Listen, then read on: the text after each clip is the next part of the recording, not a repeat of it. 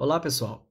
Sejam bem-vindos ao terceiro webinário Descomplicando a Prevenção, em comemoração ao 18º aniversário da Diretoria de Atividades Técnicas do Corpo de Bombeiros Militar de Minas Gerais. Durante essa semana, iremos apresentar uma série de palestras que incluirá o passo a passo para obter o licenciamento do seu empreendimento. Então, não deixe de acompanhar o nosso canal no YouTube, o Capacitação DAT CBMMG. Exibiremos um vídeo por dia a partir das 15 horas. Conto com a participação de todos. A palestra de hoje será ministrada pelo capitão Johnny Franco de Oliveira. Bacharel em Segurança Pública pela Academia de Polícia Militar, o capitão Johnny é credenciado em análise de processos de segurança contra incêndio e pânico. Foi analista no Centro de Atividades Técnicas por 3 anos e, por 2 anos, foi membro do Conselho Consultivo de Segurança contra Incêndio e Pânico do Estado de Minas Gerais. Já na Diretoria de Atividades Técnicas, chefiou a Adjuntoria de Auditoria, a Adjuntoria de Recursos e Corpos Técnicos e a Adjuntoria de Normalização. Atualmente é chefe da Adjuntoria de Capacitação. Fiquem agora com a palestra Tipos de Licenciamento junto ao CBMMG.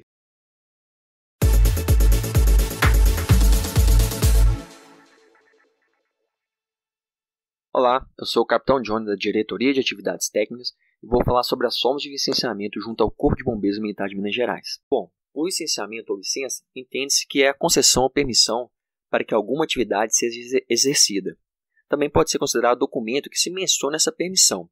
E é nesse sentido que o Corpo de Bombeiros é um órgão licenciador no Estado de Minas Gerais, no que trata da certificação de que uma edificação ou espaço de uso coletivo possui as condições mínimas de segurança contra incêndio e sinistros para seu funcionamento.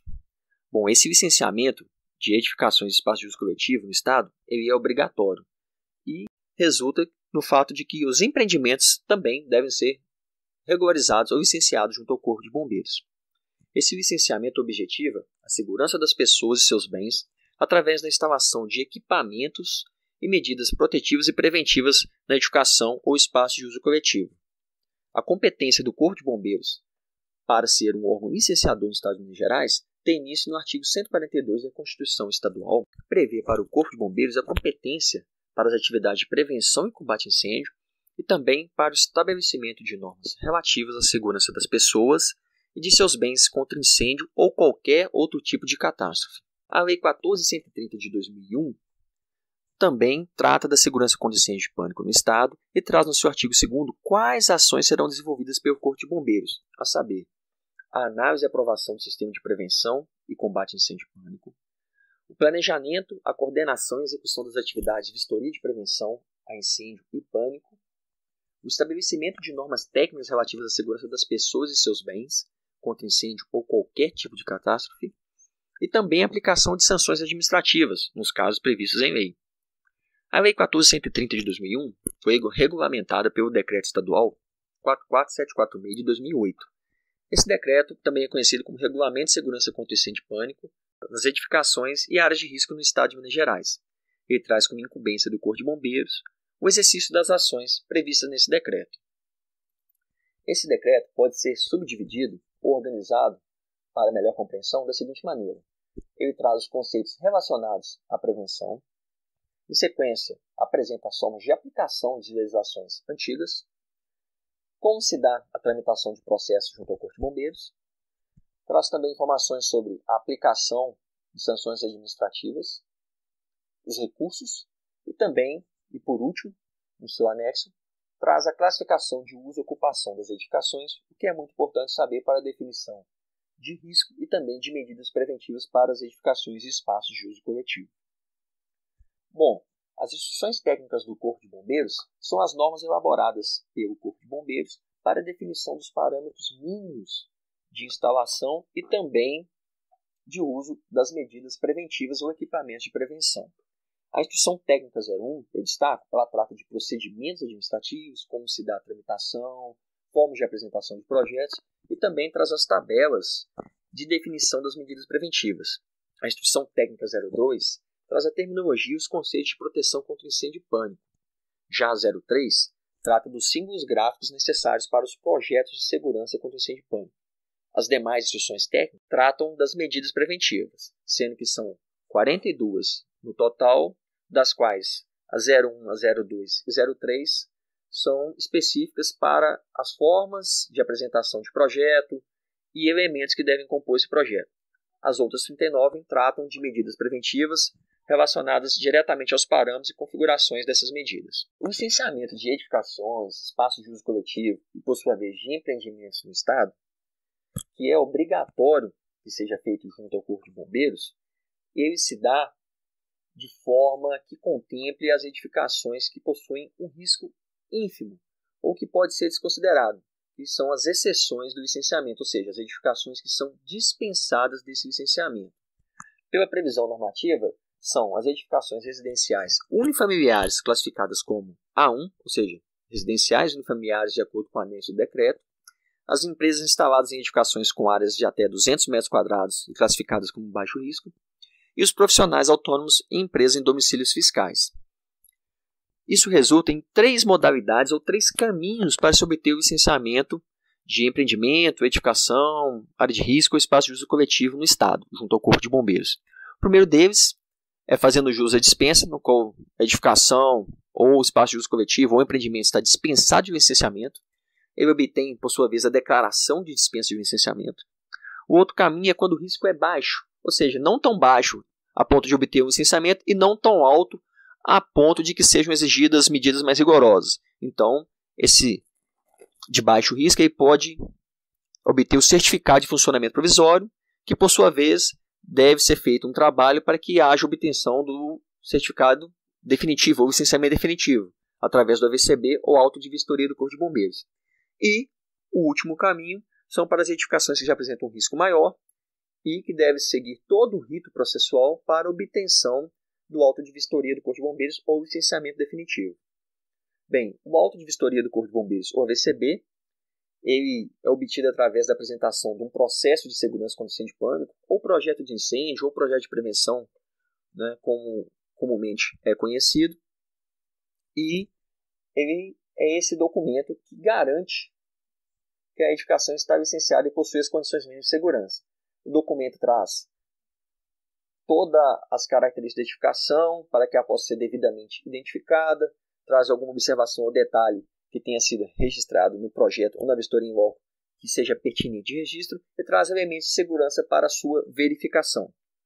O certificado de funcionamento provisório, da mesma forma, traz toda a identificação da edificação. Ele tem validade de 1 ano, dentro do qual deve ser providenciado a tramitação do processo de segurança contra incêndio e pânico para obtenção do licenciamento definitivo. E a dispensa de licenciamento para aquelas edificações ou empreendimentos, espaços de uso coletivo que possuem um risco ínfimo e, por sua vez, fazem jus à dispensa de licenciamento. Então, dentro dos 3 caminhos apresentados, nós temos a resultante aqui de obtenção do AVCB, que tem validade de 3 anos para edificações ou espaços de uso coletivo destinados à reunião de público, 5 anos para as demais edificações, seja o risco baixo ou alto, de acordo com os parâmetros do exercício da atividade. Aqui eu excetuo os projetos de evento temporário. O licenciamento provisório tem validade de 1 ano, se aplica para baixo risco. E a dispensa de licenciamento se aplica para residencial unifamiliar, empreendimento com área inferior a 200 metros quadrados e baixo risco.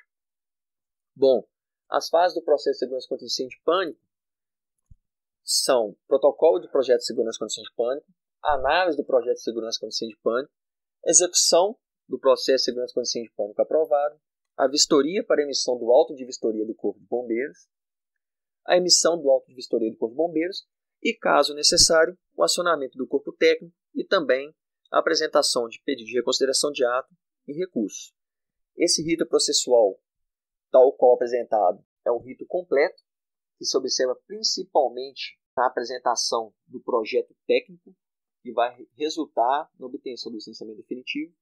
Os demais caminhos de licenciamento ou formas de licenciamento, o provisório ou a dispensa, não seguem esses processos ou ritos, né, completamente. Por exemplo, o que obtém o licenciamento provisório, ele obtém o seu certificado de licenciamento definitivo através do protocolo sem que haja análise prévia do processo de incêndio de pânico, mas há a execução do processo, tal qual um projeto que foi elaborado, que é verificado em loco para a vistoria de emissão da VCB. Bom, para ficar clara a classificação das formas de apresentação, temos que o Corpo de Bombeiros trabalha com 3 modalidades: o projeto técnico, o projeto de eventos temporários e o projeto técnico simplificado. O projeto técnico ele tem que possuir pelo menos uma das seguintes características: área total acima de 750 metros quadrados, edificação com altura superior a 12 metros, ser um local de reunião de público, classificado tal qual o anexo do decreto, como grupo F, com população acima de 100 pessoas.